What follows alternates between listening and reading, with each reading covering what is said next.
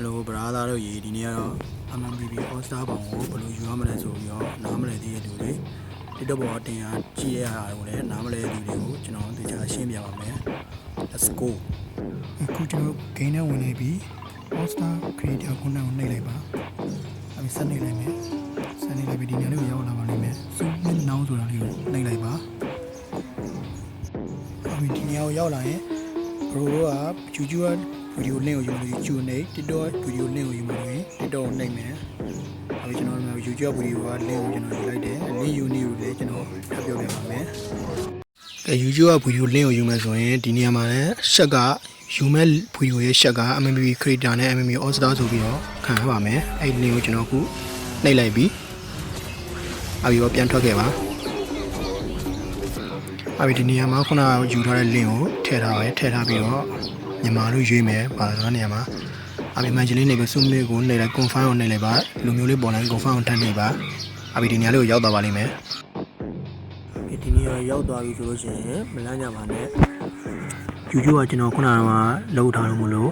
ရုပ်ပေါင်ရထားလို့မလို့ verification successful ဆိုပြီးပြနေရပါတို့က TikTok ကနေပြီးတော့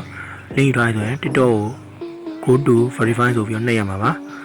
YouTube ကယူထားဆိုရင် YouTube က go to verify ကိုနှိပ်ရမှာပါဒီနေရာမှာကျွန်တော် YouTube ယူပြီးရုပ်ပေါင်ရထားလို့မလို့ verification successful ဆိုပြနေရပါဒီလိုပေါ်လာပြီဆိုရင်ဘောက copy လေးကိုနှိပ်မယ်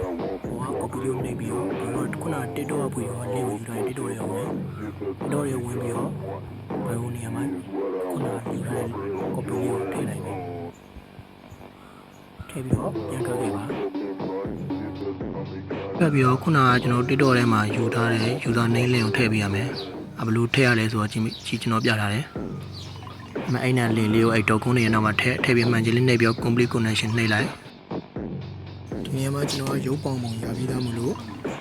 confirm ဆိုပြီးပုံနေရပါ။ယူရသေးရပါတော့ကဖုန်းနံပါတ်ထည့်ရမှာဒီနေရာမှာဖုန်းနံပါတ်ပေါ်လာမှာပါ။အရှိကကိုဒိတ်တစ်လုံးထည့်ပြီးကိုဖုန်းနံပါတ်ကိုပဲထည့်ပေးလိုက်အောင်ပါပဲ။အခုဆက်သွားမယ်။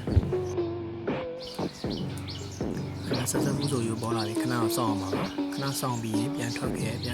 တော့ခုနကဒီမှာအောက်ကိုဆွဲလိုက်ရောဆိုနေမှာတူးဆိုရတဲ့ပေါ်နေလိမ့်မယ်အနေလိုက်လို့ရှိရင်ရုပ်ပုံလေးပေါက်ပါဘူးရုပ်ပုံလေး copy ယူပြီးတော့ကျွန်တော်ဂိမ်းနဲ့ပြန်သွားမယ်ဂိမ်းနဲ့ပြန်သွားပြီးဒီမှာ return code နေရာမှာထည့်ရမှာ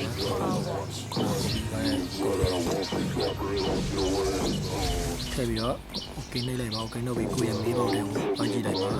အမှုကိုရပါတယ်